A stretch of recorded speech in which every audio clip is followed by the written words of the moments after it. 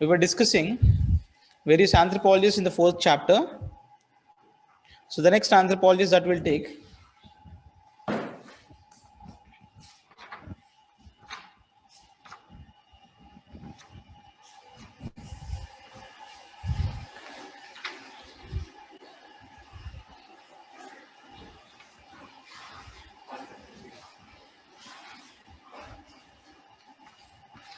just a minute. The next anthropologist, Anantha Krishna Iyer. Page number 20.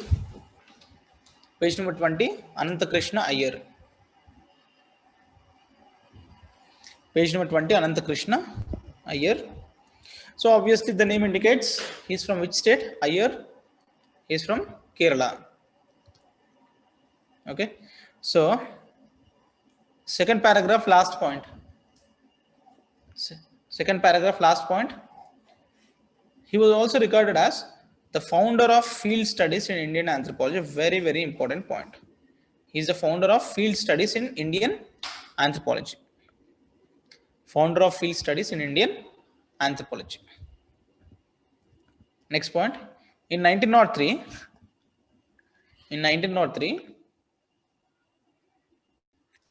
the ethnographic survey of Mysore was started under Diwan Bahadur Nanjudeya, a superintendent of ethnography.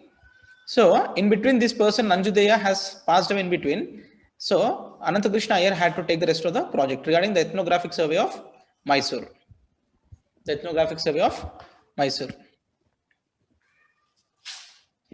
Next paragraph. Between 1904 to 1906, 12 monographs. 12 monographs. See, what do you understand by the term monograph? Divide the term mono and graph.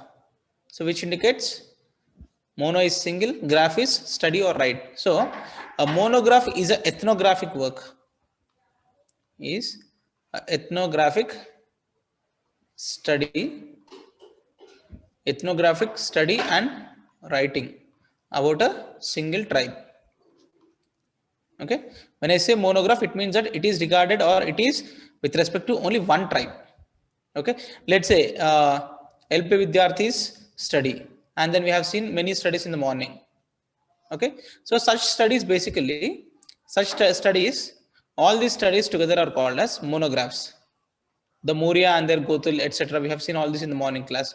So they are called as monographs. So in this point, between 1904 to 1906, 12 monographs were published from the government press, Ernakulam, on a tribe or caste. And these were revised by him from July 1907 to appear in a single volume with illustrations. So now he is credited with compiling 12 monographs. Next page.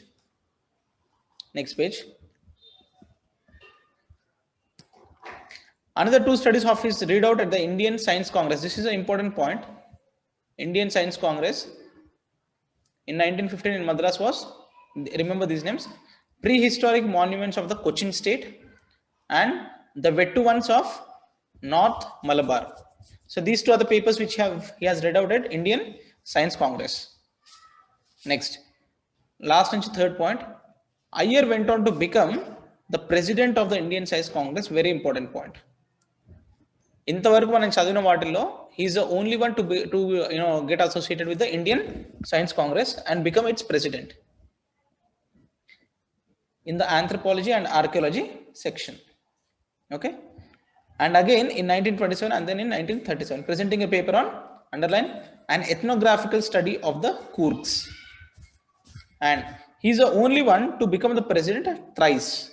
So he became the president of Indian Science Congress for anthropology and archaeology for 3 times. Next, third paragraph, fourth line. Much of his ethnography,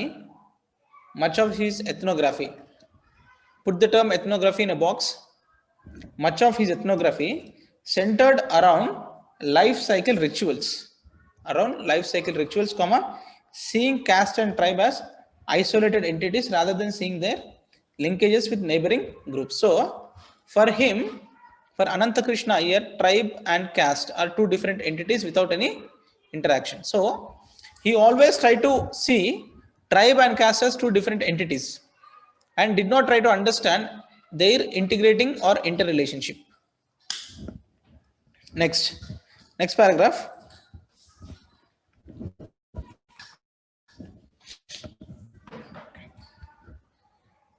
Next paragraph. Second point, second line. In London, at the International Congress of Anthropology, underline, at London, in the International Congress of Anthropology, put that International Congress of Anthropology in the table. He presented a paper on agriculture basis of religion in South India. See, understand his paper, agricultural basis of religion in South India. So he says that agriculture in South India is a basis of religion. That is what he says in this paper. Okay, next. At the Institute of Anthropology in Florence, he presented a paper on, underline, primitive culture of South India. Primitive culture of South India. Next. After that, second point after that, the British government gave him the title Diwan Bahadur because of his contribution to ethnographic studies. Okay. Diwan Bahadur. Next, very important point. Due to his legendary status, anthropology in India was jokingly referred as Anant anthropology. Ananthropology. Anthropology is called as Ananthropology. Okay. So that is what his contribution, and he must be credited to the pioneer of field study in India. Okay. Few other points about Anantha Krishna Iyer. Few other points about him. Write down in your notes.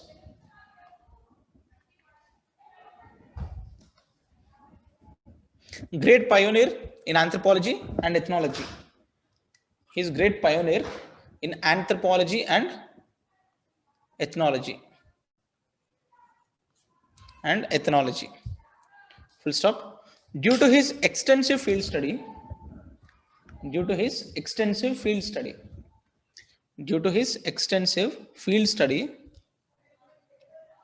he became a renowned face in contemporary anthropology.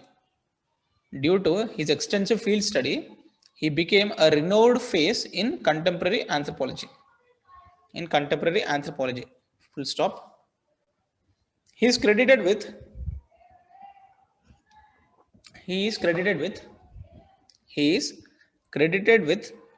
putting Indian anthropology. He is credited with putting Indian anthropology on the world map.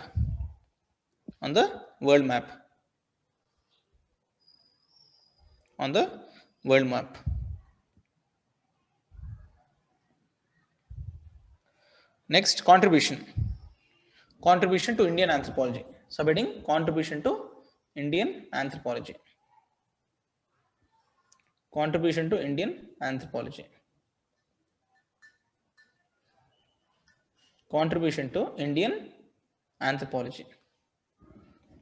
Number 1, tribes and castes of Cochin. Tribes and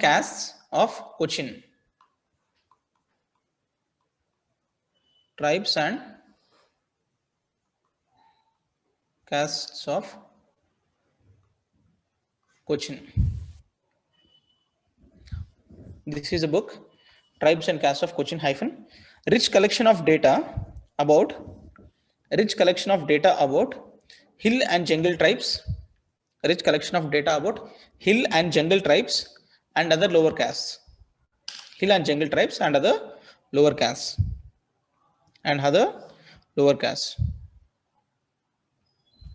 Full stop. The second volume of this book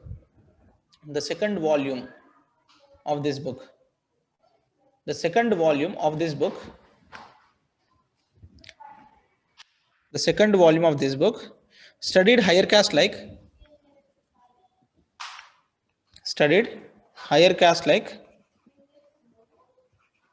Nambidis, Brahmins, Kshatriyas. Full stop. He is one of the few anthropologists. He is one of the few anthropologists who tried to study. He is one of the few anthropologists who tried to study. One of the few anthropologists who tried to study the upper castes as well. Who tried to study the upper caste as well.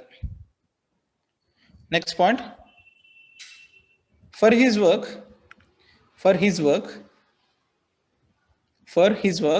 he received appreciation from.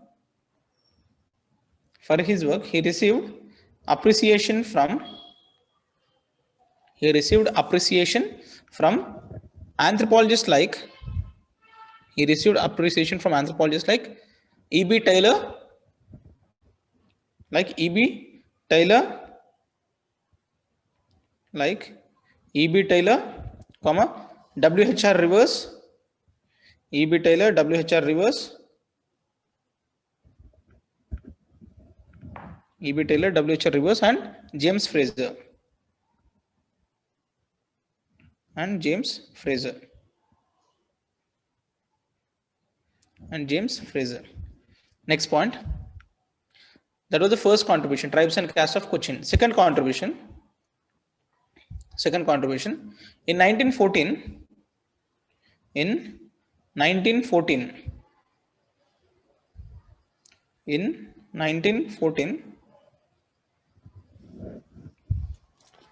In the Indian Science Congress. In 1914, in the Indian Science Congress.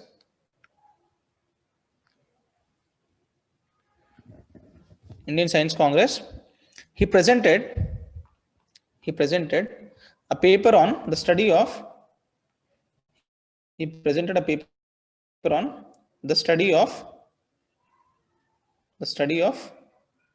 He presented a paper on the study of marriage customs of Cochin State. Marriage customs of Cochin State. Marriage customs of Cochin State. Full stop.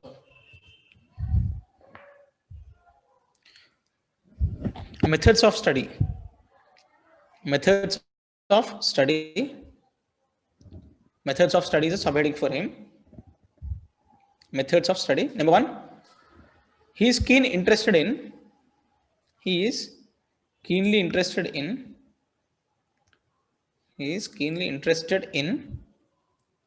recording changes. He is keenly interested in recording changes occurring in various aspects of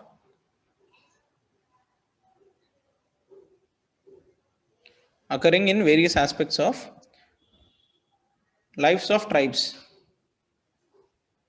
Various aspects of lives of tribes. Full stop. Next point. For example,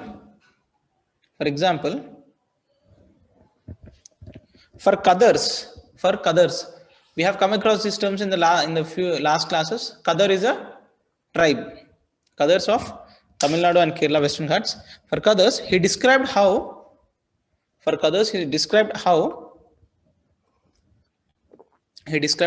modernity destroyed their culture. He described how modernity destroyed their culture. How modernity destroyed their culture. Modernity destroyed their culture. Next point. He rejected administrative way of collecting data.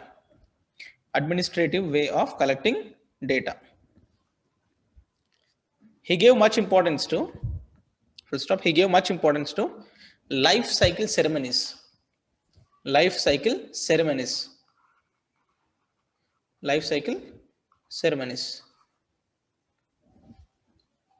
See, what are these life cycle ceremonies? What do you understand by this term? Life cycle ceremonies. Yes. For general understanding, this is also called as rites of passage. So we will discuss this rites of passage. See, directly death. First, first let the person give the birth. So first, all the stages of life. But again, when I say all the stages of life, the important stages. For example, first is birth, and then childhood, and then puberty or adolescence. Next, marriage. Next, old age, something like this. These are the stages of life. Okay. And then obviously, as somebody is rightly pointing, death at the end. Death doesn't come in the starting, rather it comes at the end. Okay. So these are the life cycle ceremonies. So Ananta Krishna Iyer was most importantly focusing on what are the life cycle ceremonies of the various tribes. Okay. Next point. His emphasis is on participant observation. His emphasis is on participant observation. His emphasis is on participant observation.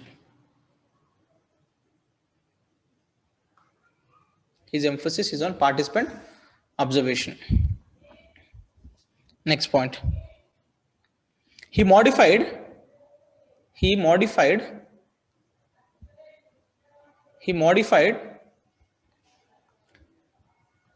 the 27 point format of census given by Risley. 27-point format of census given by Risley into 14-point format.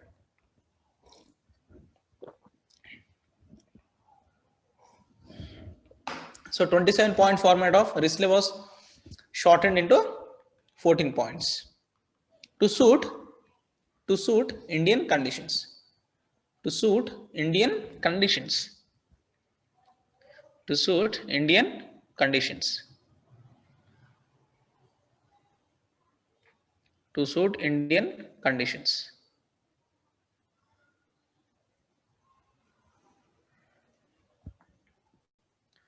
Okay, next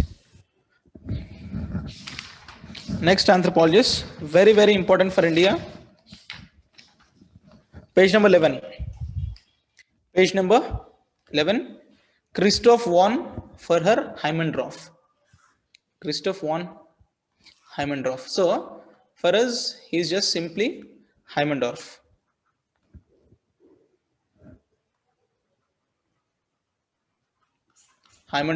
Christoph von Heimendorff. For us, he's very important, especially for people of AP and Telangana. He's very important because his field study, one of his prominent field study is in Andhra Pradesh, that too in Adilabad. Okay, he is the one who has studied the Rajgons of Adilabad. Okay, Rajgons of Adilabad. See, నేను ఎందుకు ఈ point emphasize చేస్తున్నాను that he is important because of AP connection అంటే by this AP or Telugu connection we'll be able to remember things easily. Yes, morning, who is the one who conducted their field study in Shamirpet? Who is the anthropologist who conducted their field study in Shamirpet?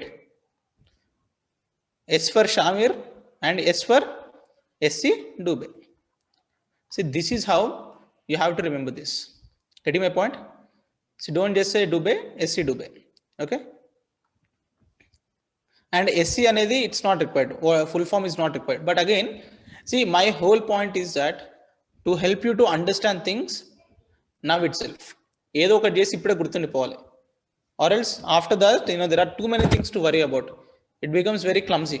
So kabatti, let's try to remember things here itself. So Shamirpet, SC Dubey. At the same time, Heimendorff, we should always remember him because of his work in AP, Adilabad. See, I know Adilabad is in Telangana, but again, Andhra Pradesh ante a combined Andhra Pradesh. Okay, till psychologically, emotionally, it's all Andhra Pradesh. Andhra Pradesh equals to AP plus Telangana. Okay, Adilabad lo he studied the Rajgons. So that's why two names are very familiar for us. Number 1, SC Dubey Shamirpet. Number 2, Heimendorff, Adilabad Rajgons. These names must be very familiar. Okay. Next, mark important points in the document. He was responsible for many tribal studies. Underline, responsible for many tribal studies.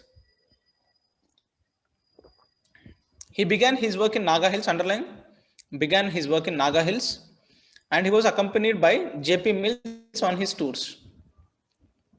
Okay, and he wrote a travelogue in 1938. Underline, travelogue in 1939-38, which is entitled The Naked Nagas. Put the name in the box, The Naked Nagas. So the first monograph that he has written is The Naked Nagas on the Nagas. Okay, as a result of his tour. And what is this Naked Nagas about? Underline, a very subjective account was written about the Konyak Nagas. See, remember the names. See, for us, for you now, Nagas seem to be a single tribe. Nagas seem to be a single tribe, but again, there are many groups, many factions within Nagas. Konyak Nagas, Angami Nagas. There are many groups in Nagas. So, kabatti, this was regarding the Konyak Nagas. And Konyak Nagas, why especially Konyak Nagas? And basically, they have a distinction. These Konyak Nagas are also called as headhunters. And basically, they used to be a very, very primitive tribe, wherein they used to kill opponents. They used to kill those animals. The more number of heads, everything testaro, he is considered as a hero in the group. Okay, the more number of heads he has, he is considered to be a hero. And whenever they hunt more number of heads, tattoos are pierced on their faces. Any heads cheste any tattoos on the face and body. Ante symbolic when you see somebody with too many tattoos ankondi, what does it imply?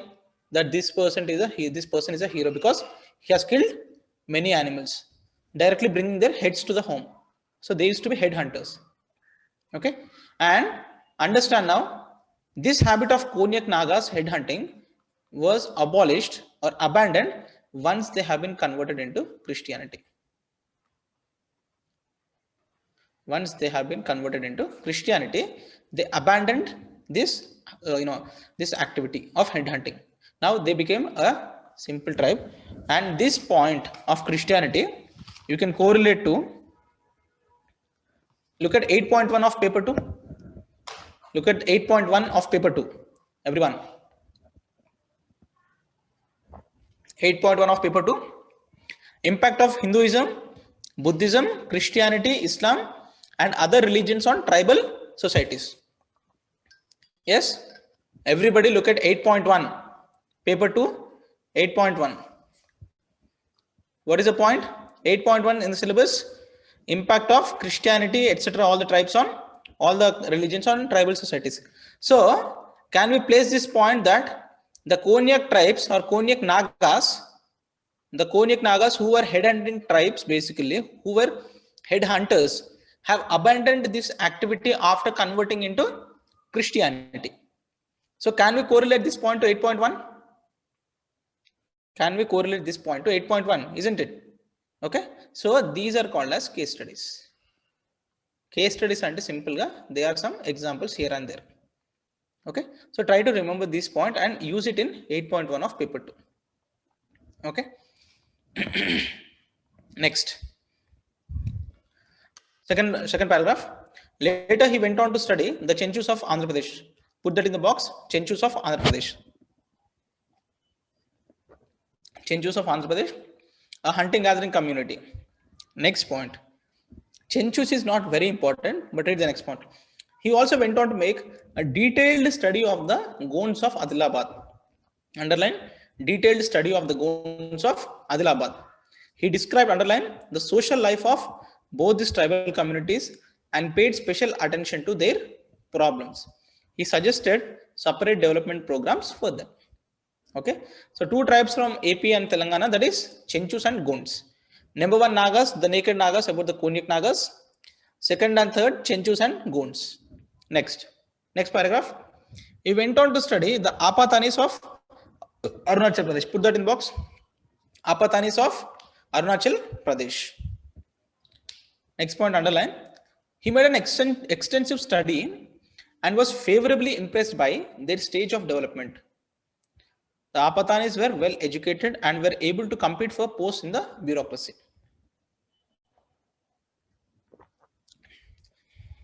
And there is a small information that needs verification. I'm not very sure, but again, it is said that the first, I don't know whether I'm very sure, but the first or second IAS officer of India is from this Apatani tribe. I'm not very clear. You can just Google it. Okay, there was some discrepancy last year. So that the first or second IAS officer of the country post independence comes from this tribe. There was a discussion. Okay, please verify it. Next point. Next paragraph. This paragraph is about methodology. Okay. Using this comparative background study of the tribes of India, underline. Using comparative background study of the tribes of India. Comparative background study of the tribes of India.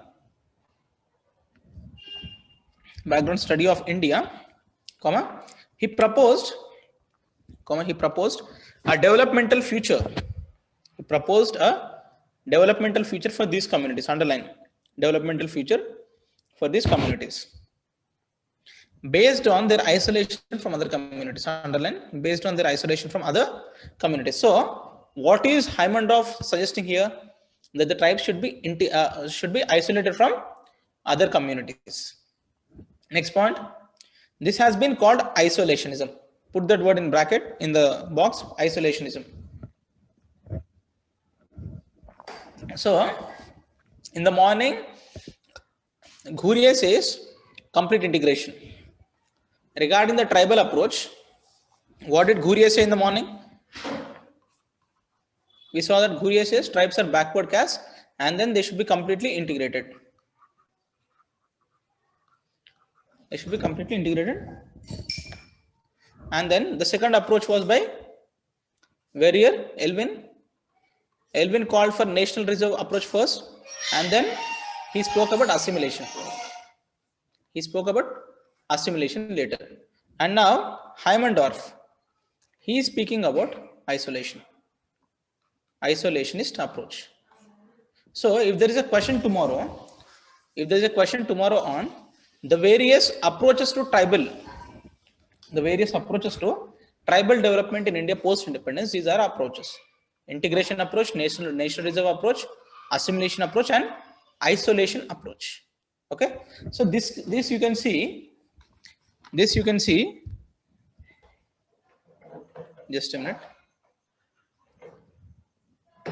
In 9.1, history of administration of tribal areas, tribal policies, plans and programs. So andulo this is a component in 9.1. Okay, we'll discuss that again in 9.1. Next. In 1984, he argued that Gonds were being deprived of their lands. In 1984,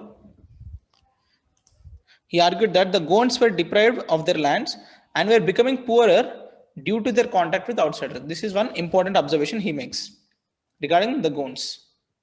Okay. Next point. Regarding Apatanis, the Apatanis were isolated because of their houses being in difficult terrain. Underline, this has resulted in their faster development. See, he is giving you two different observations here. What is happening to the Gonds and what is happening to the Apatanis? Gonds are facing issue because of diversion of land, because of others. But in the case of Apatanis are well developed community. And what makes them well developed community ante their isolation, because they are away from the mainstream. So this has led to faster development. That is what he argues. Full stop. Development in this area reached the grassroots level and was not taken over by outsiders. In case of Apatanis, he says that development anedi will direct ga vachindi and this is not taken away by outsiders. So kabatti the local people are enjoying the fruits of development. Next point. The Indian governmental policy of not allowing people into this region has also contributed to this state. Underline that point. Apatanis, this is a point.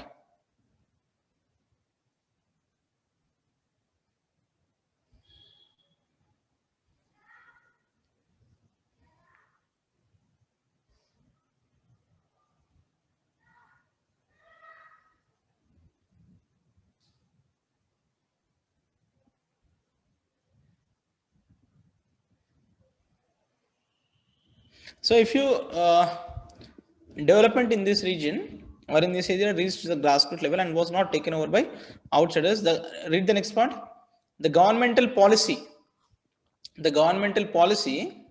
has not allowed the government policy of not allowing people into this region has contributed to this state. So what is that governmental policy ante? We have something called as the inner line permit. Apatanis belong to Arunachal Pradesh, and we have a concept in polity called as the inner line permit. Okay, and these inner line permit states are across some states in the northeast India, are from some states in northeast India, which was enacted in 1873, which puts a ban on others entering into this inner line permit states.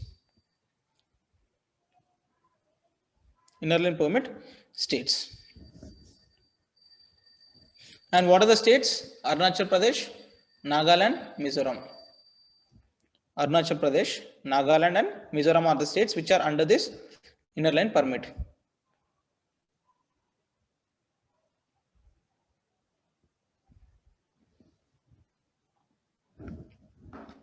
Okay, so this is a policy. Just write down a pakkan raskondi.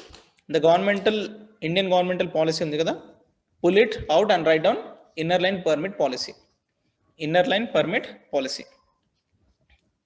Inner line permit policy. Next point. By 1985, his book on Tribes of India. Write down, underline, put the book name of the book in the box. Tribes of India clearly states that Indian governmental policy of state terrorism against the tribals protesting for their own land to be left to them instead of repeatedly absurd. So this is all not very important. Next, this was based on. Okay, next. This was based on a postscript in the book on the planned shooting down of unarmed Gond tribals in Indravelli, Adilabad. So for people of AP, we must be knowing that there is a very sad incident called as Indravelli shootout. So just Google it after the class. So wherein some innocent Gond tribals were killed because their land was taken away by others. Okay. Next. Next paragraph. Tribals are fighting a grim battle for survival. Underline this point. Now he speaks about the tribal issues. Tribals are fighting for a grim battle for survival. Why? The depredation of forest contractors, underline forest contractors, has upset their economic life. Because of the coming of middlemen and the forest contractors, the livelihoods of the tribes has been weakened. And now their lands are sought to be snatched away by the new woodtrekkers. I don't know what this term is. So just use the word middlemen or forest contractors. Next paragraph. He has also written on, underline, morals and merits in South Asian societies. Next point. He has also worked in communities of Nepal. Underline. Last but one. He's well known for many meticulously detailed ethnographies.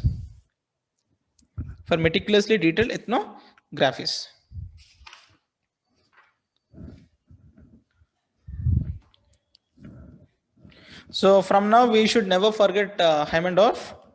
Okay, very close to us because two tribes in AP and Telangana, Chenchus and Gonds. Okay, so just towards the right, oka chinna notes raskondi. 4 tribes. The first tribe is Naga. Second is Chenchu. The tribes on which he did ethnographic work. Gonds. Fourth, Apatani of Arunachal Pradesh. So this is like a short note. See, chusinapudu you'll understand what are the tribes on which he has worked.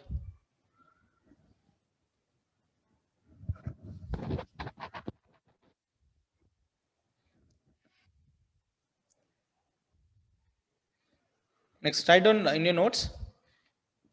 Write down your notes.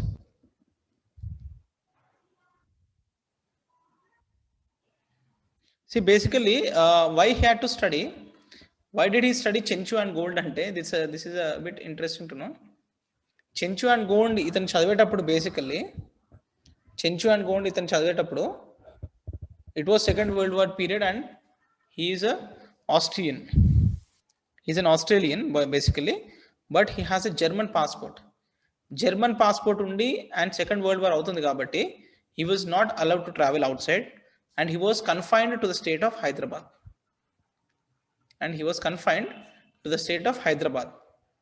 So as he was confined to the state of Hyderabad, he thought, let's do some work here, and that's how he studied Chenchus and Gonds. Okay, this is a small story.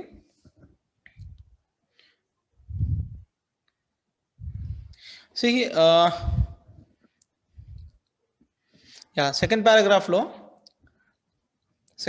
in your document, second paragraph, last line. He suggested separate development programs for them. Kada. So when he has suggested it, can I call it as applied anthropology or action anthropology? Should I call it as applied anthropology or action anthropology? Understand it. Don't jump to answer it instantaneously. Understand. Think about it.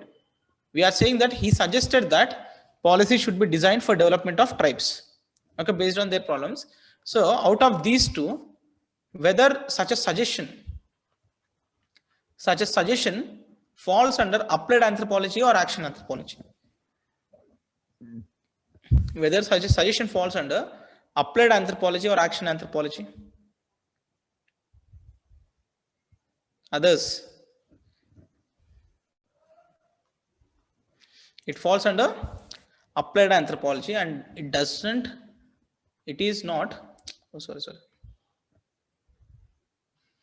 falls under applied anthropology.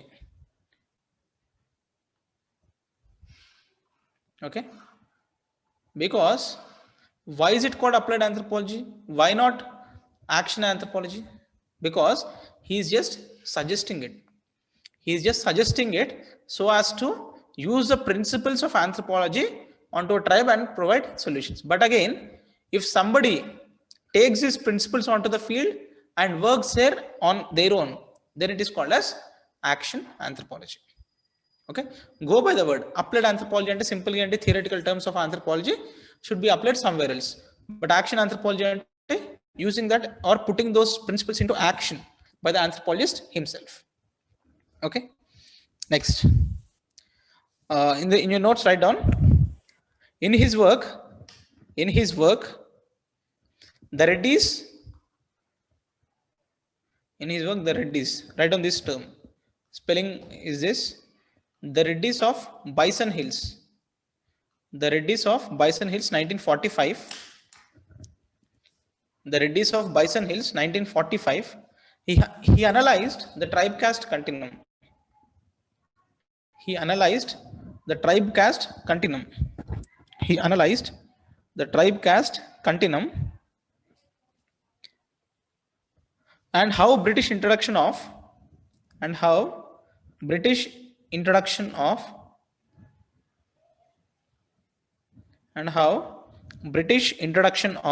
plough cultivation,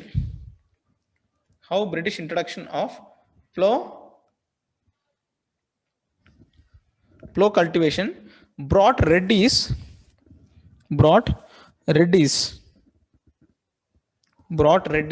into the caste fold.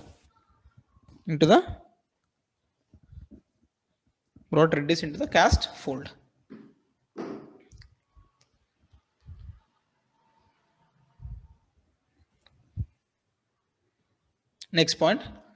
He worked as advisor for tribes.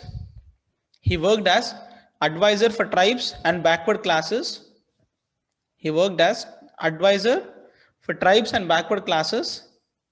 In dash government. Which government would you say? He worked as advisor for tribes and backward classes in dash government. Guess, it must be which government?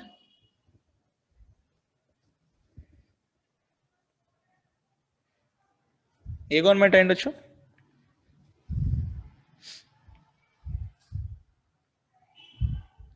Not AP government, not Central Congress government or BJP government.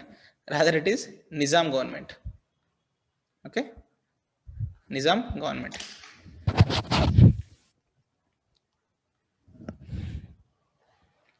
And conclusion. Heimendorf is known for his extensive work. Heimendorf is known for his extensive work for tribal cause. Extensive work for tribal cause. Full stop. Even today, tribes like Rajgons, even today, tribes like Rajgons, even today, tribes like Rajgons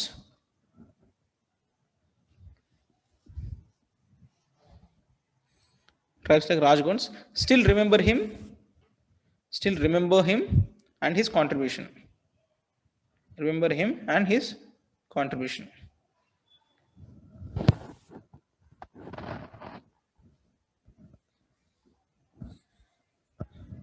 Next, just out of the context, next write down in the bracket. Recently,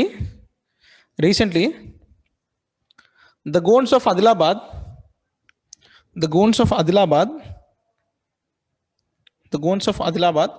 formed Heimendorf Trust for the welfare of Rajgons. Heimendorf Trust for the welfare of Rajgons.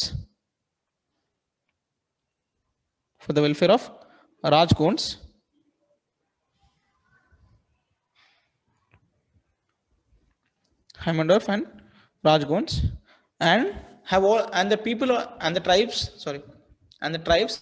also erected their bronze statues. And the tribes have also erected their bronze statues.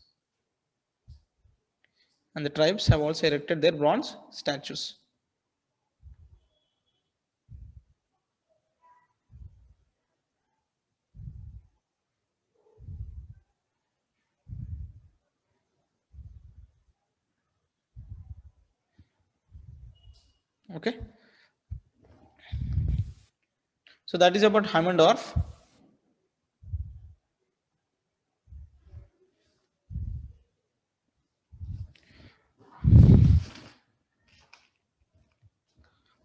Next, page number 12, S.C. Roy.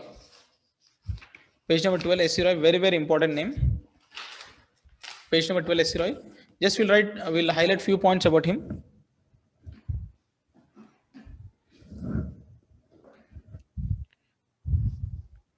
S.C. Roy. So third line, S.C. Roy started his work among the tribals of Chota Nagpur. In the early years of 20th century. Next, S.C. Roy, underline, S.C. Roy never talked of anthropology without it being contextualized within India, which means he always has limited, or he always tried to apply anthropology to India. Okay, underline that.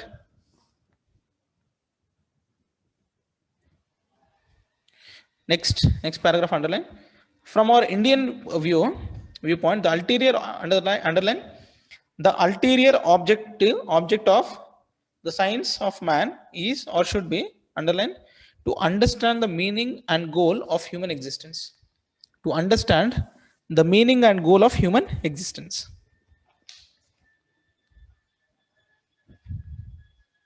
Next paragraph in the next page. See, understand this point. Anthropology is frequently accused of, underline, it is frequently accused of being the study of primitive society. See, don't try to understand this with today's knowledge. Try to understand this in the background when it came. Like we are saying in the starting of 20th century, like 1900, 1910 period low, anthropology's primary focus at that time was only on the primitive societies.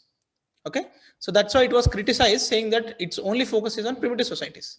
Later, however, it changed later. But then for now, the criticism is being study of primitive nature. Yet, underline, And this is because, but why is it that we are only focusing on primitive society? Because primitive society exhibits the ground plan on which the more complex structure that we call civilization has been built upon. And today's civilization has been built on yesterday's primitive society. That is what S.C. Roy says. So that is why it is very important for us to study primitive societies. Because today's primitive society is tomorrow's civilization. So if you want to study any civilization, you have to read the primitive societies, because it is the primitive societies which is a prerequisite to reach civilization. Next point, next paragraph. According to Roy, 1937, underline that, 2 lines. Anthropology is for use for nation building in a positive sense, for fellow feeling among human beings, and for writing the eternal history of mankind.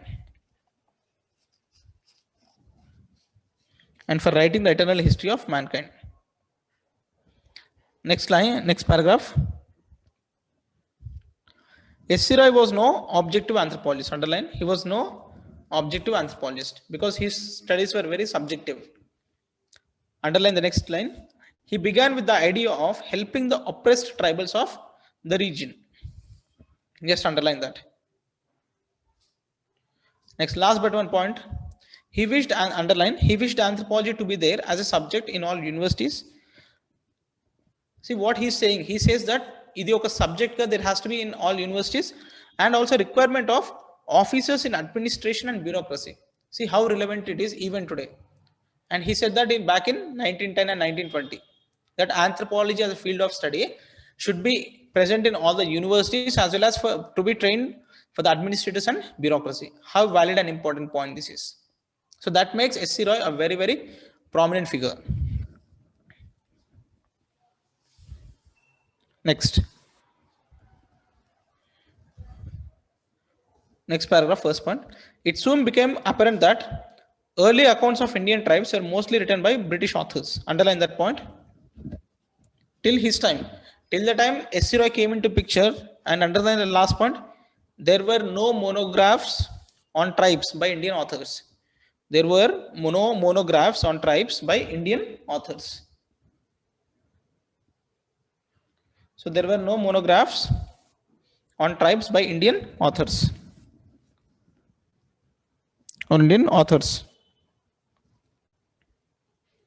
Next line, next paragraph, first line. S.C. Roy took care to learn the dialects of various tribes of the region. Underline. So he was not trying to be very theoretical, rather he was trying to be very practical. Okay, by understanding or by learning the local languages. Continue. He had no formal training, but yet he managed to create a good rapport by his ability and knowledge.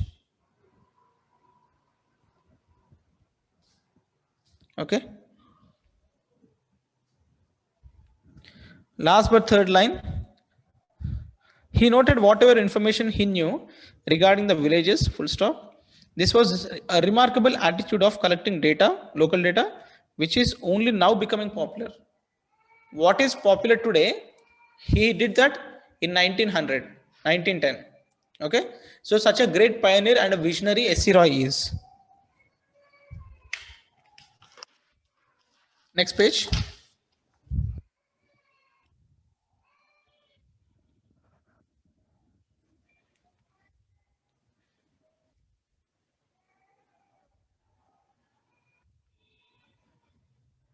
So what happened is, just read the second paragraph. So along with L.K. Ananthakrishna Iyer, Ananthropology, who is a reader in anthropology, Calcutta University, he and his students were traveling from hamlet to hamlet. But here they came to know that in Munda country, basically in Mundas of central India, when they were traveling, when the local people came to know that they are also anthropologists, they said that every village we pass through, last but third line, every village we passed through, we were greeted with shouts of Sharad Babu ki Jai, Sharad Babu ki Jai, which means they were praising S.C. Roy. S.C. Roy stands for Sharad Chandra Roy Gada. So the locals are so attracted to him that when others went to their areas, they were remembering S.C. Roy and they were praising him as Sharad Babu ki Jai. And now understand this, underline the last but one point. Roy represented the tribal people of his district in Bihar legislature for successive terms. Underline this point, very, very important. S.C. Roy represented the tribal people of his district in Bihar legislature for successive terms. What does it mean? He became a MLA, member of Legislative Assembly, to represent the tribes. Now, what is this called as? An anthropologist becoming a politician or a public representative. Is it applied anthropology or is it action anthropology? Is it applied anthropology or action anthropology? Others. It is action anthropology. Okay, it is action anthropology. Why? Because here he became a public representative and he himself is trying to apply the principles of anthropology to find solutions. Okay, be very, very clear about it.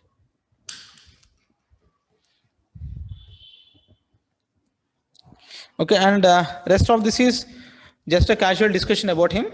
Let's look at the time chronology. Next point.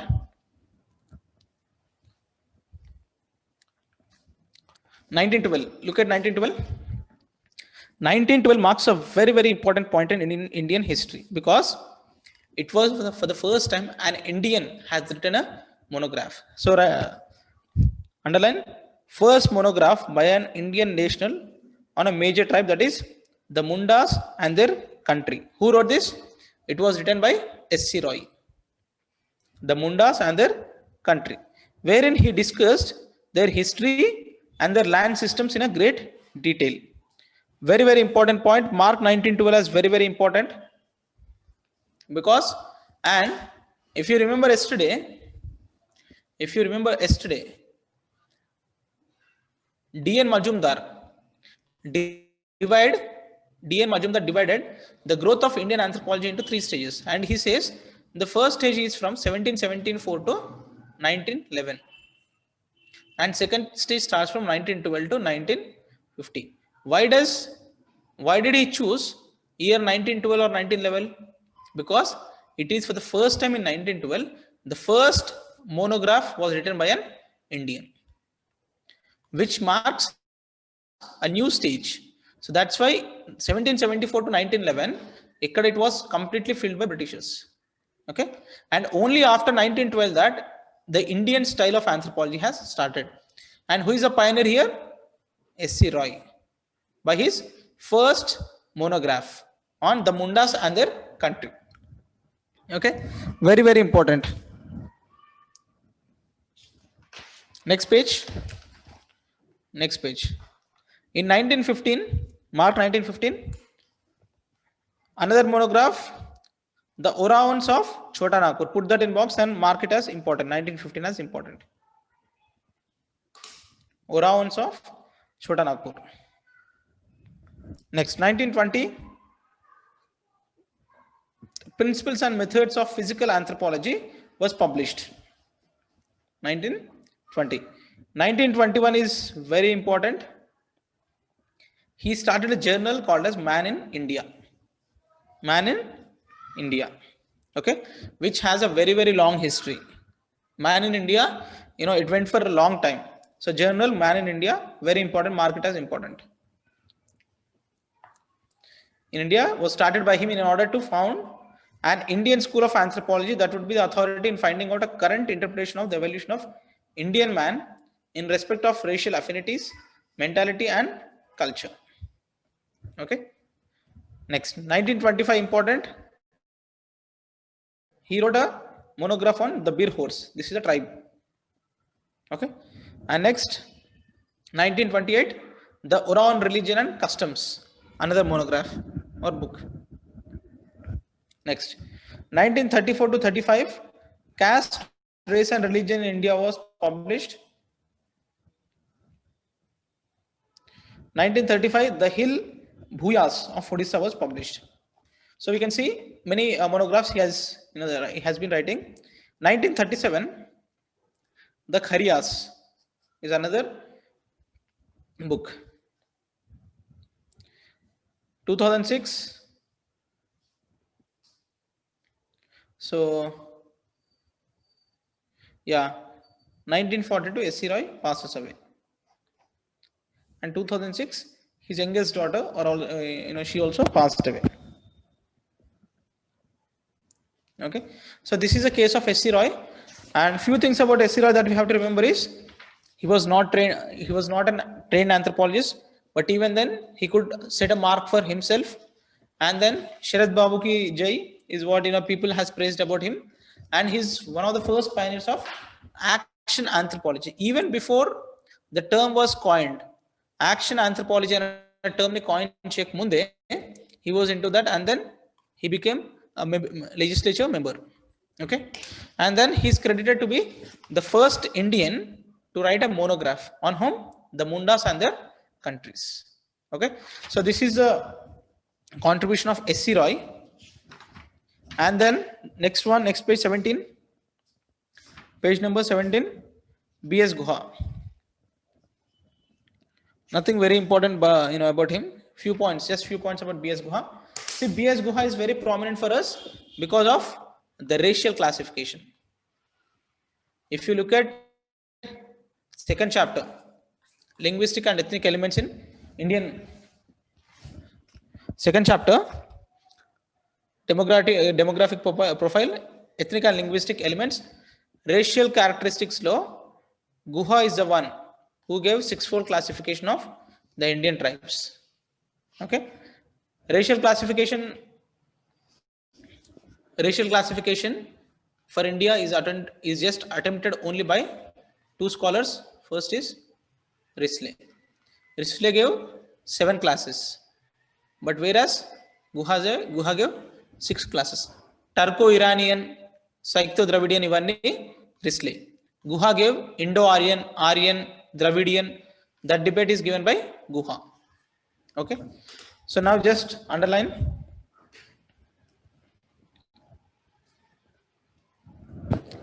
Second point, he was also interested in natural history, antiquarianism, and primitive tribes. Google what is antiquarianism.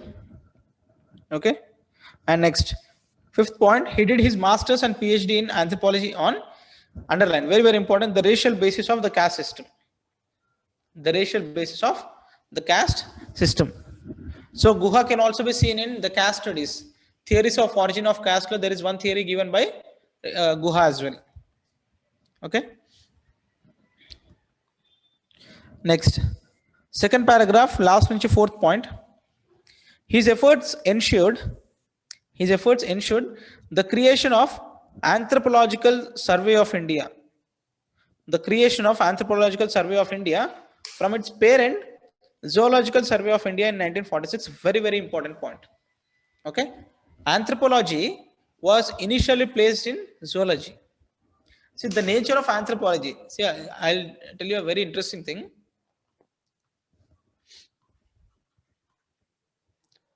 See, actually anthro ఏమైందంటే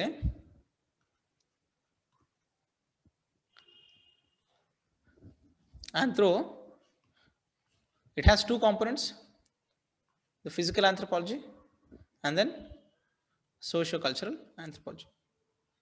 And till 1950s nobody knew what is anthropology. అసలు ఇది ఒక separate field of study, just like sociology, just like zoology అనేది nobody was aware of it. So what they did is, based on the physical anthropology, they placed it under zoology first. What is zoology? Study of man. Okay, study of animals or man is zoology. So anthropology as a field of physical anthropology. What is the scope of physical anthropology? To study man biologically. Kabatti ఆ study చేసే actual subject ఏంటి? Zoology. So they have placed physical anthropology under zoology. Next, socio-cultural anthropology. What socio-cultural anthropology is doing? It is trying to study the society. It is trying to study society. But which is a subject which is studying society? Which is a subject whose main aim is to study society? It is sociology. So kabatti others try to place it under sociology. Okay, so this is a problem with respect to anthropology initially, that nobody was very clear where to place this new subject called as anthropology. Based on the physical anthropology study, it was based under, or it was placed under zoology, but by studying the socio-cultural anthropology and society, it was placed under zoology. So that was a big debate. That was a big debate which was in the initial phases of anthropology. But later it evolved, and then it was placed under social anthropology.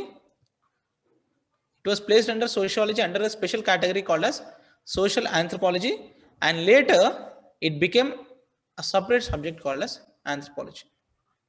After independence, a new field of study, anthropology, was introduced in all universities: Lucknow University, Mysore University, Bombay University, etc. Okay, so this is the story of anthropology. Basically, this is how anthropology has struggled a lot, like you and me, to become a different discipline and gain its own existence. So for anthropology, it was an existential crisis, because see, till 1940s and 1950s, nobody actually knew what is anthropology.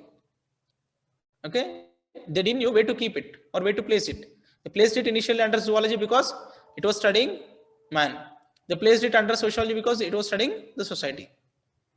So for some time, quite some time, anthropology did not have its own existence or its own unique mark, which only came later. Is that clear? Okay. Next. So, and from its parent organization, Zoological Survey of India in 1946, whose first director was B.S. Guha. Whose first director was B.S. Guha. Underline next point. He went on to create several training and extension programs for social workers and social scientists. So he went on to create several training and extension programs for social workers and social scientists.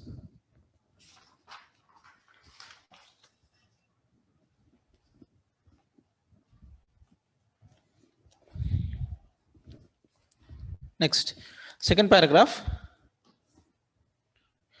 Just write in second line, sorry. First paragraph, second line, underline. He also contributed to the founding of the Indian Museum, Calcutta, very, very important museum. One of the largest museums in India, Indian Museum, Calcutta. And the Bihar Tribal Research Institute, Ranchi. So it was Guha who helped in founding of this. Okay. Next paragraph. He visited several tribes in Assam and Bengal before he went to Harvard.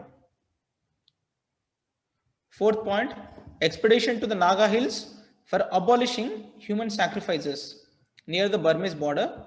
Next, he went to Chitral in northwest Balochistan, now in Pakistan, to solve the problem of the linguistic affinity of the tribes of central India and the Brahuis of the northwest frontier.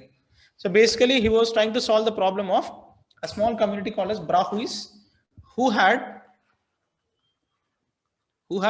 linguistic affinity with the Central Indians. So he was trying to find what is the connection between them. Next, he also worked on some years on the Khasas. Underline. Next, he believed strongly. Underline. He believed strongly in field work and would also advocate it strongly. Next, last point, extremely important point. He created a field station. He created a field station of the Anthropological Survey of India in the Andaman Islands in 1952.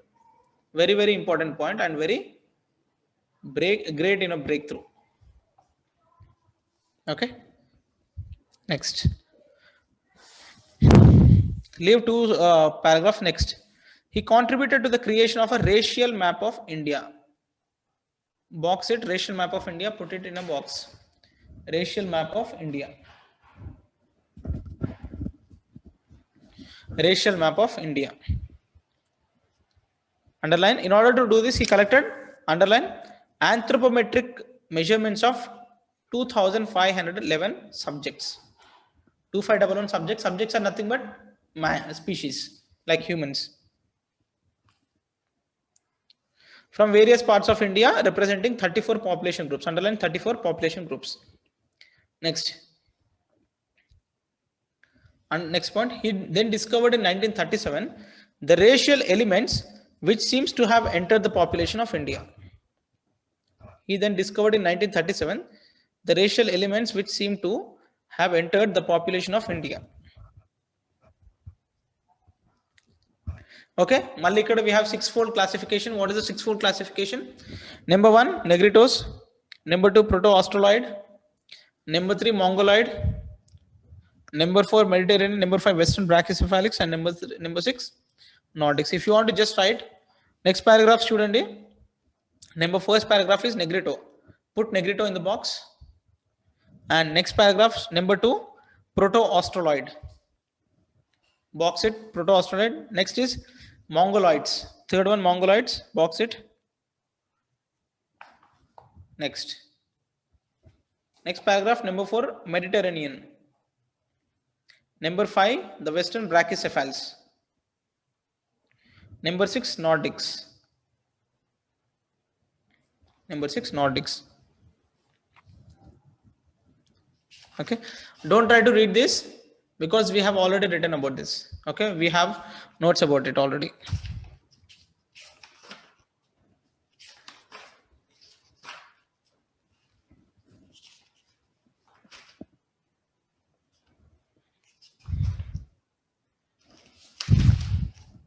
Page number 27.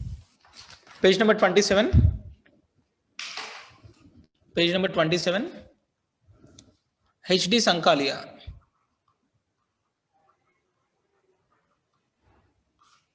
H.D. Sankalia, very important for prehistory of India. Okay, very important for Indian prehistory and Indian archaeology.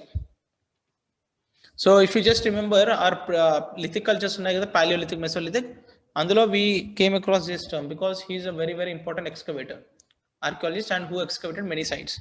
So few lines about him. Third paragraph. Fourth line. His greatest teachers were the 2 volumes on the prehistoric antiquities in India by Robert Brucefoot. Did we come across his name? Yes, Robert Brucefoot. So we came across all these terms in 1.1. Soan culture, very good. Robert Brucefoot, the father of Indian prehistory. The father of Indian prehistory.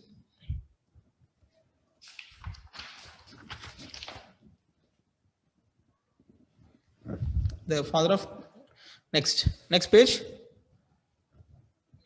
Next page. Second paragraph. Last but second line. He also jointly excavated Langanas in box. Langanas in box. The famous Mesolithic site. Sorry, Langanas Mesolithic. Underline. Next whole paragraph is important. Just I'll tell you the names. I mark yes. Godavari Valley in box. Next third line lo Jorwe in the box. Next Jorwe nunchi kindik fifth line Nevasa in box. Nevasa.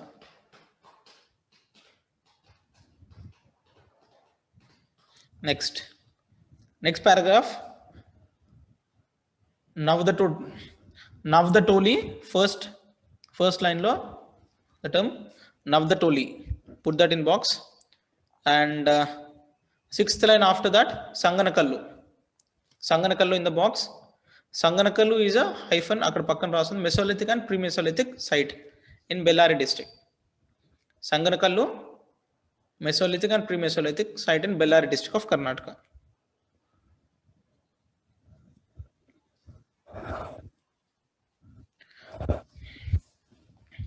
Next, last point, last paragraph. Underline that it is his impress upon archaeology, underline archaeology, prehistory, proto-history, and inscriptional ethnography that has enabled Indian archaeology to rise to its present status in the world. Okay. He developed from scratch archaeology at Deccan College,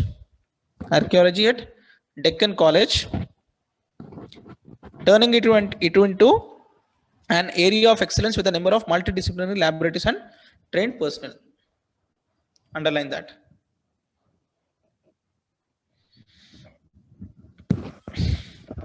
Next, last paragraph. Second line. In 1974, the President of India awarded him with the title Padma Bhushan. Put that in the box. Padma Bhushan.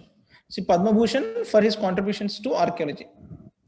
Not just Padma Shri, this is Padma Bhushan, one step above Padma Shri. Okay, a very prestigious one. Okay, so just go through this HD Sankalia while you are doing your archaeology. Prehistory just number, and once go through this.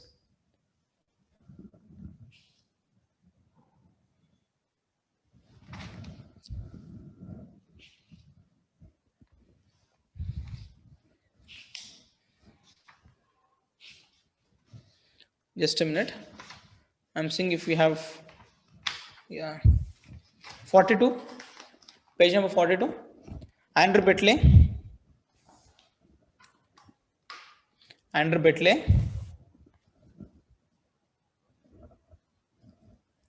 So directly to third line.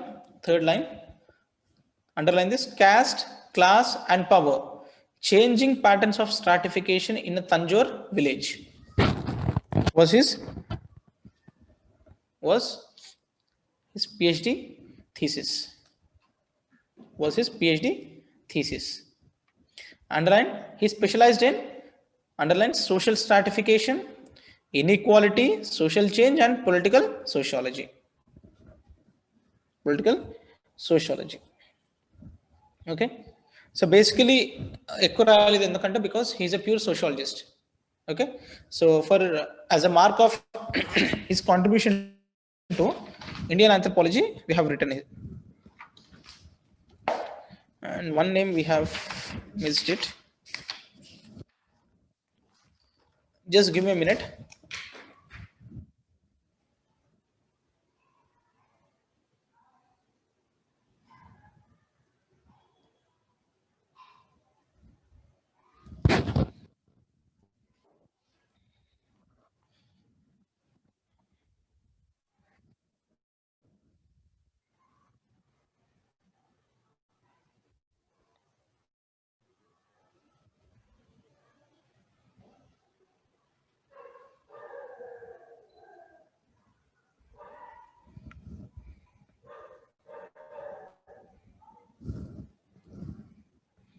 Just a minute. There's one page number 34. MN Srinivas is done. I think we did MN Srinivas in the morning.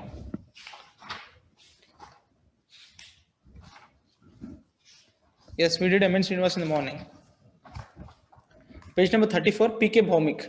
Prabodh Kumar Bhaumik. Just a minute. Just give me a minute. There is a very important article about PK Bhaumik. It was in news last year.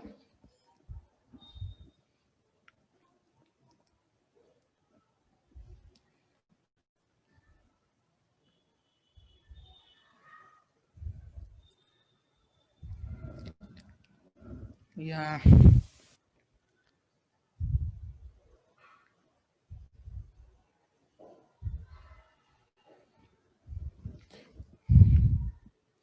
See, PK Bhaumik, we did not come across this name anywhere, isn't it? Ekkada we did not come across this place, but again, this name, because we had one story about him last year in news.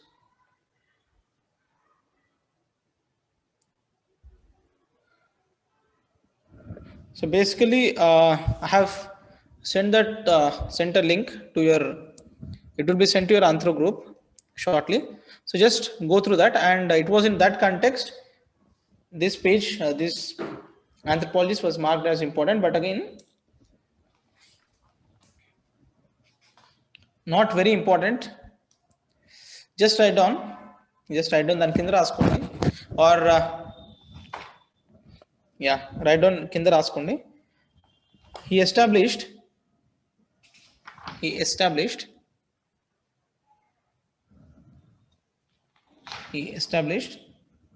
an organization.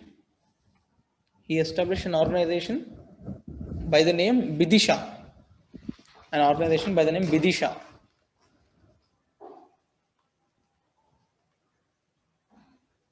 Bidisha, which is like a social laboratory. Which is like a social laboratory. Which is like a social laboratory. Which is like a social laboratory. So, see, I'll just tell you few highlighting points about P.K. Bhaumik. Page number 35, next page. Next page, second paragraph. Next page, second paragraph. Third point.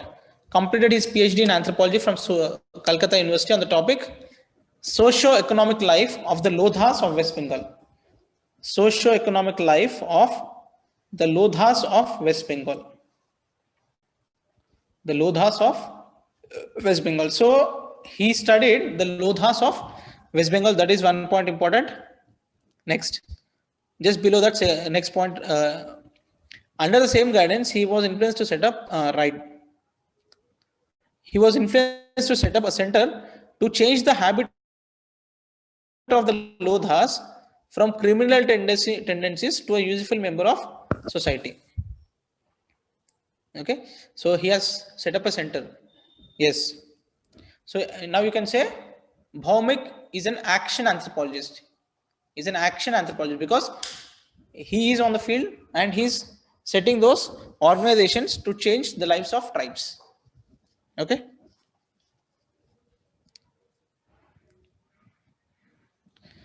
Last paragraph. He has worked on the socio-economic life of the Lodhas and Mundas of West Bengal. Underline that. Lodhas and Mundas of West Bengal. See, if there is a 10-marker question tomorrow, everyone, just let's say if there is a question tomorrow on a 10-marker on P.K. Bhaumik, at least have a structure. Introduction, body lo just write down where did he study, field of study, whether it is physical anthropology, socio-cultural anthropology, and his ethnographic work.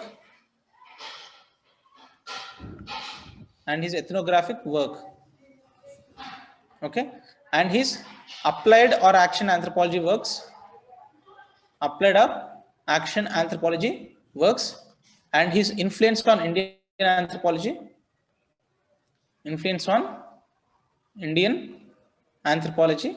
And then conclusion. Ethnographic work, applied or action anthropology, influence on Indian anthropology. So go by this format.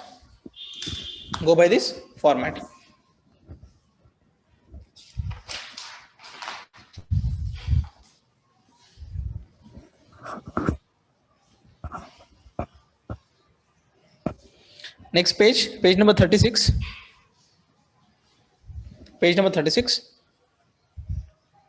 Last but one paragraph.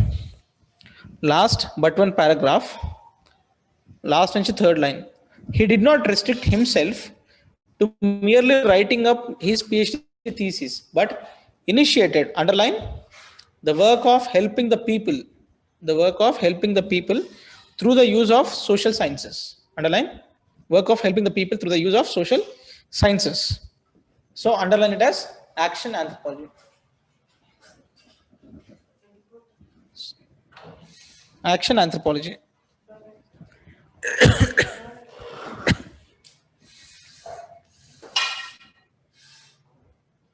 Action anthropology. Next, Next paragraph. He commenced a new anthropological approach called as action anthropology. Action anthropology, by establishing a voluntary organization called as Samaj Sevak Sangha. Samaj Sevak Sangha, Triples. The organization was located at a place which he called Bidisha. So Bidisha అనేది ఇందాక social laboratory అని చెప్పాను కదా. So that is the name of the place where this Samaj Sevak Sangha was present. So basically through the Bidisha organization, which is Triples organization, he has been trying to help the anthropologists. Okay. Next line, underline, the poor, downtrodden, oppressed and exploited people were pushed towards this center for growth. They were beginning to be employed in various positions like in agriculture, social services and other technical jobs. Underline. Next point. Once the Lodhas has been hunter-gatherers and forest dwellers, they began to find out about a new way of survival in settlements, thus getting rid of their nomadic life and the unending conflict that went with it. So basically they were a hunting gathering tribe which became a sedentary or a settled life. Next paragraph, in between 7th or 8th line, he made the whole developmental program holistic. In order to do this, he established, underline, the Institute of Social Research and Applied Anthropology. The Institute of Social Research and Applied Anthropology. Next paragraph. Professor Soltax gave the new concept of developmental anthropology. Who gave the term action anthropology? Action anthropology or developmental anthropology was given by Soltax, but even before he giving this name, Bhaumik has started doing that in reality.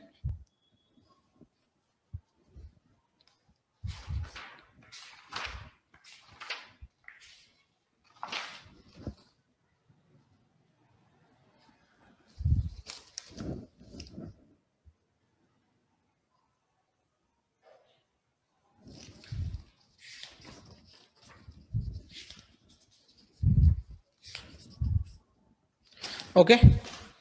Next, at the end of your document, there is some space. My document end low, you have some space. I'll tell you some names. Write down at the end of your document. See, there can be a question tomorrow. It has not been asked yet, but there can be a question tomorrow. British influence on Indian anthropology or American influence on Indian anthropology. So we'll note down the name of few American anthropologists and British anthropologists as separately, so that there should be no confusion. Okay. Who are the American anthropologists? Write down. Oscar Lewis.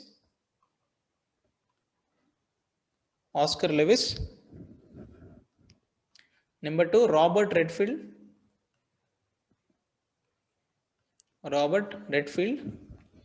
Number 3, Milton Singer.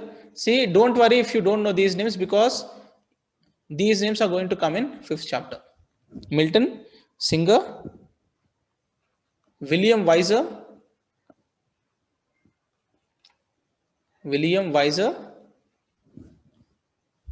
next Mechim Marriott.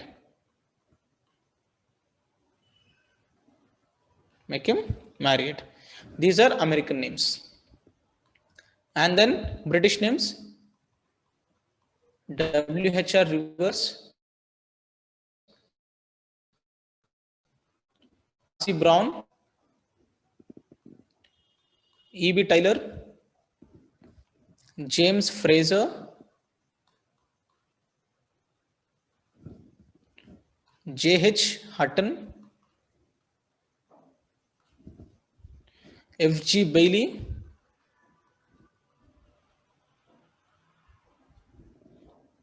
these are the British names. So one can understand a small distinction. Can you just make any one distinction from both of this? These are the American names and these are British names. So we are looking at influence of American anthropologists on India, and these are the names and their work. Influence of British anthropology on India, and these are the names and their influence. So we can see out of these two, which are the older names or the earlier names. British anthropologists are the earlier names, because anthropology as a discipline has actually started in British anthropology. Okay, has actually started in British, and later it has went to American. So if you see, I can just add a list of British anthropologists. Their work is more focused on theory and then application. But ikkada Americans are least focused on application. Rather, they are focused on practical applications. Okay, and Americans, see, understand, American anthropologists, most of them came to India after independence. Okay, before independence, it was the British anthropologists, because obviously India was under British rule. Kabatti, the British studies were mostly on the primitive societies or tribes, but the American anthropologists who came after independence, their studies shifted to the village studies. They focused on the village studies as well as civilizational studies.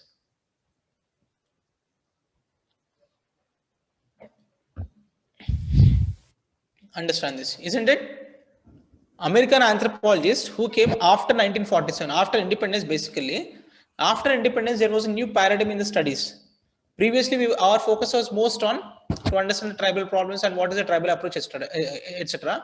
But after independence, our focus shifted towards the village studies and civilizational studies.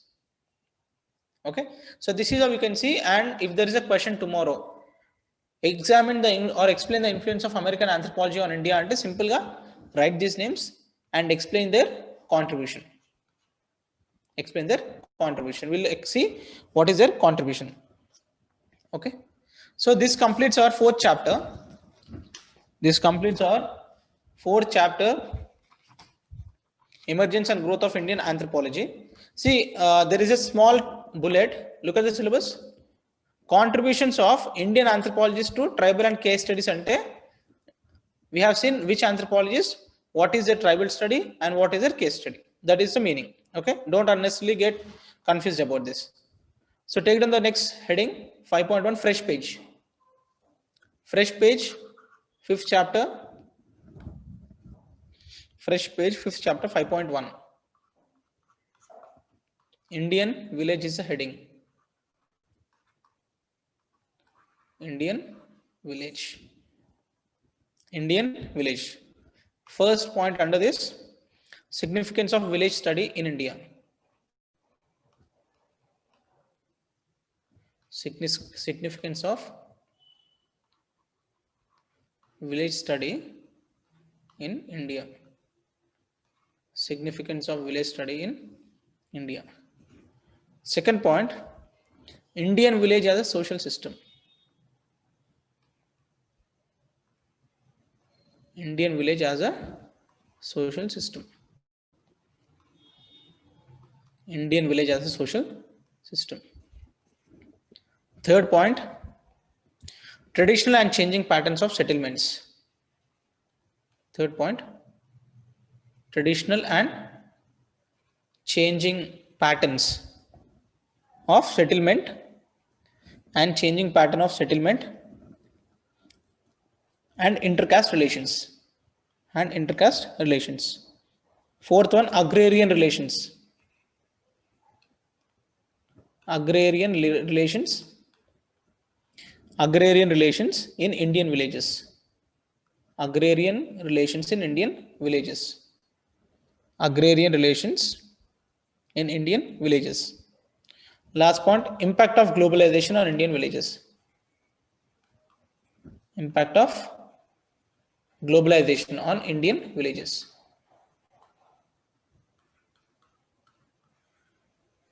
On Indian villages. So 5.1, these are the topics.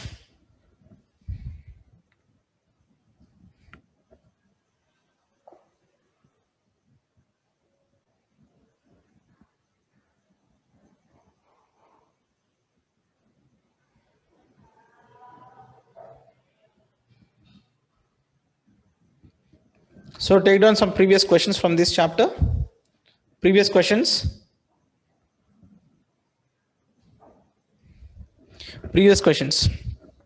Number 1.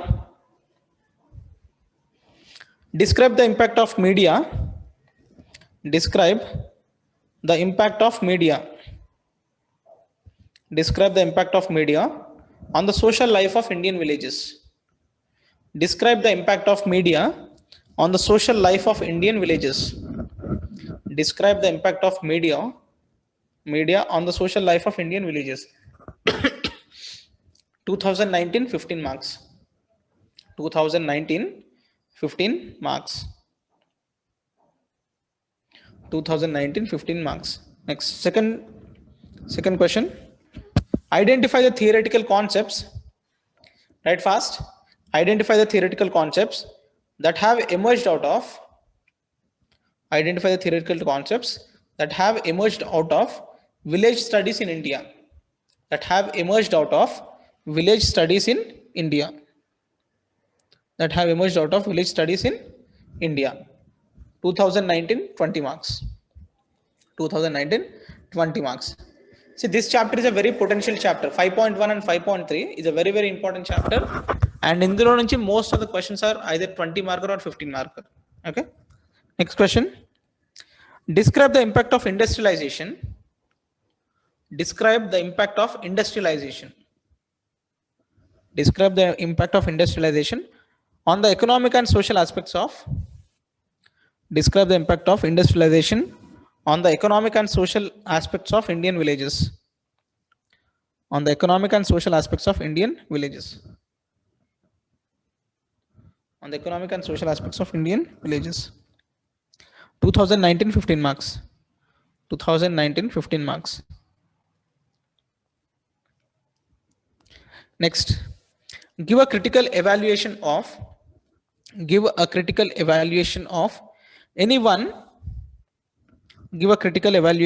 one anthropological village study in India.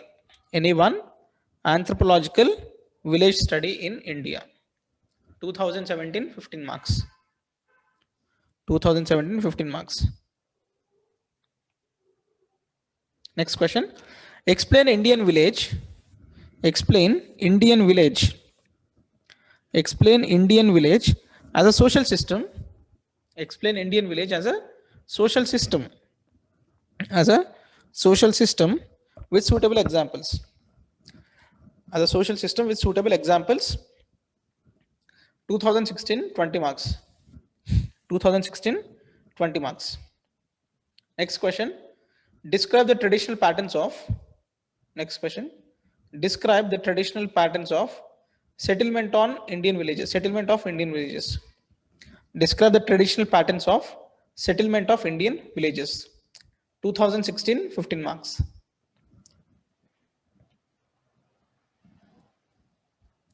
Next question. Examine the contribution of village studies. Examine the contribution of village studies towards the understanding of. Examine the contribution of village studies towards the understanding of Indian social system. Examine the contribution of village studies towards the understanding of Indian social system. 2015 20 marks. 2015 20 marks. Next question. Discuss the impact of globalization on. Discuss the impact on globalization of village economy. Discuss the impact of globalization on village economy in India. 2015 15 marks. 2015 15 marks. Okay, these are some of the questions that have been asked in the previous years. So which seems, there are very less number of 10 markers. Mostly it is either 20 or 15 markers. So kabatti we'll try to understand clearly what is the significance of Indian village, etc. See, I'll not take further. I understand your pain. So just another 5 to 10 minutes, that's it. See, because it breaks the flow. Okay, flow lo potunnappudu it becomes very difficult again to start the momentum next class lo. Anduke Now tell me, why there is a need to study Indian villages?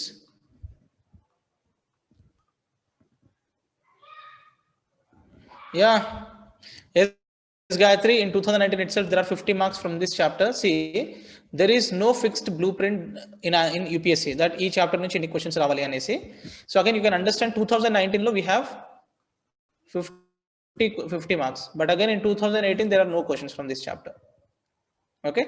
So again, it's a polar situation. Either you have it or you don't have it. So UPSC, so it's a famous joke. UPSC, what is U? It is not union, rather it is unpredictable. So this is purely unpredictable public service commission. Kabatti, let's be prepared for all these uncertainties and unpredictabilities. Okay. And once you prepare such unpredictabilities and once you are well versed with this unpredictability, exam will not be really difficult for you. Okay. Because you have covered everything. Kabatti. And only in this background, I always keep saying that always pray for a difficult paper. Always pray for a difficult paper. Endukante, when you have prepared for such unpredictability, difficulty is very easy for you. Okay. Make sure that there is nothing called as difficulty for you in your preparation. See, there will be unpredictability. I'm not saying manam chadivinavannni vastayani nenu cheppanu. But when there is unpredictability, you need to have a frame of mind where you should be able to tackle that unpredictability as well. అది ఎట్లా వస్తుందంటే when you have a broad vision for the subject and a calm mindset. Okay, broad vision ఉండాలి and you should be having those frameworks. ఏది వస్తే ఎలా చేయాలి అనే దానికి you should have frameworks. Okay, so keeping this aside, now everyone answer a simple question. What is the need to study? Why there is a need to study Indian villages? Why there is a need to study Indian villages, or why should we study Indian villages? Why should we study Indian villages?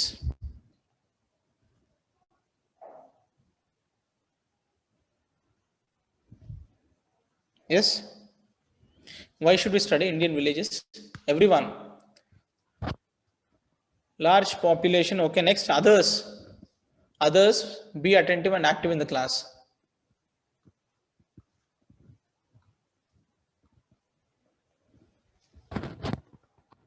They are the basic blocks. Okay, good. Roots of development are here. Good.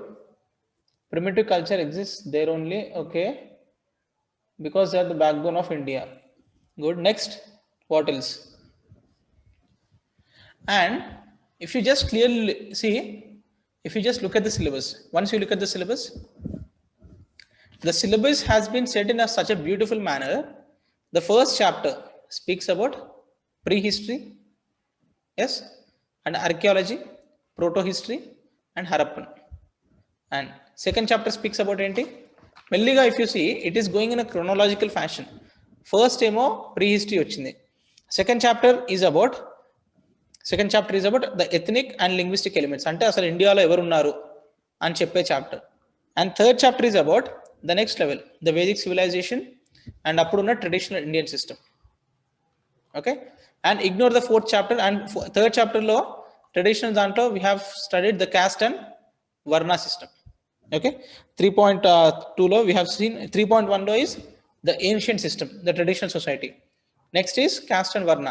And then we have some studies about the modern studies, sacred complex and national and spirit complex. Ignore the fourth chapter. Now fifth chapter we are studying about the villages.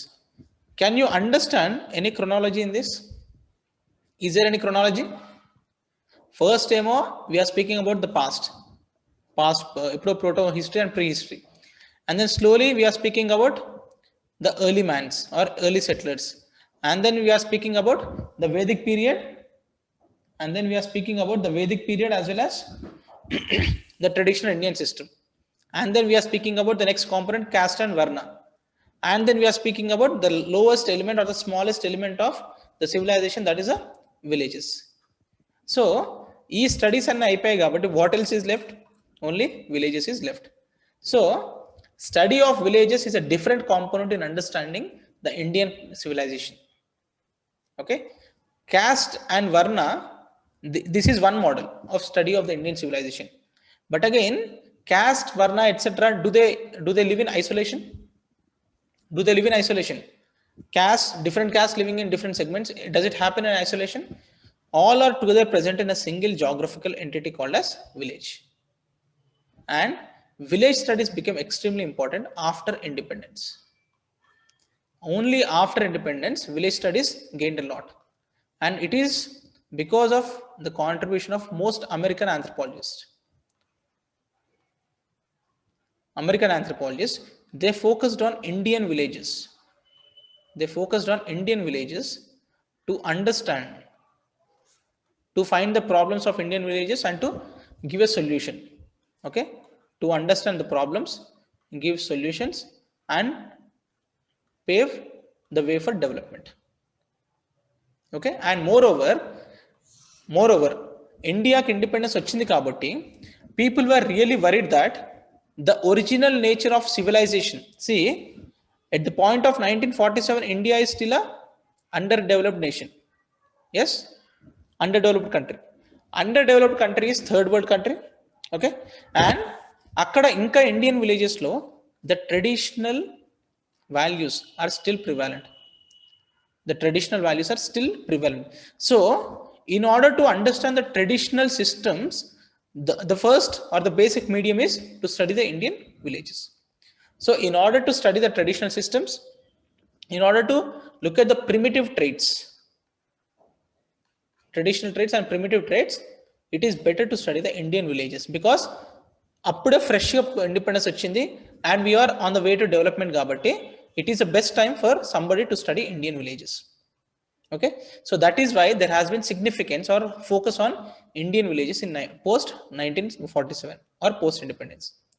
And here we could see, and in this chapter we could see, studying of Indian villages has led to opening of various ideologies about the Indian civilization and Indian villages, how the settlements are present, what are the caste dynamics, what are the political dynamics, etc., and how the economy is thriving in Indian villages. So this is what we have tried to understand in this chapter. Okay, with this background we'll start tomorrow. What is Indian villages enti avanni kuda we'll see tomorrow. Okay, yes, tomorrow we have a class in the morning. See everyone, now that we are into fifth chapter, I'll take 4 or 5 classes, probably 6 classes to complete this fifth chapter, and then we'll start tribal anthropology. See, tribal anthropology, actually we cannot see the tribal anthropology in a divided fashion. Ikkada undi kada syllabus wise, atla chudam is very difficult. Okay, what we'll do is we'll have a different approach for tribal anthropology, where we will base our material on the Kaka committee, because it is such a beautiful committee report. Okay, I would say it's one of the best times you invest on a book. Okay, it gives you so much knowledge about the tribals and the tribal problems, etc., and it also brings in so much empathy for tribals within your mindset. Okay, so kabatti we'll base our material on Kaka committee and then we'll go through this. Okay, so again you have to cooperate with me, and probably we'll also have classes on Sankranti festival as well. Okay, so that we can wind up the sessions very soon. Okay, because I have to attend my academy from next week as well. So kabatti we'll try to wind up as soon as possible, and probably tomorrow also we'll have 2 sessions in the morning and evening. We'll plan accordingly. Okay, so please cooperate for some time, and wherever it is possible we'll be giving you handouts. Okay, like what we did for 4th chapter, we'll give you handouts.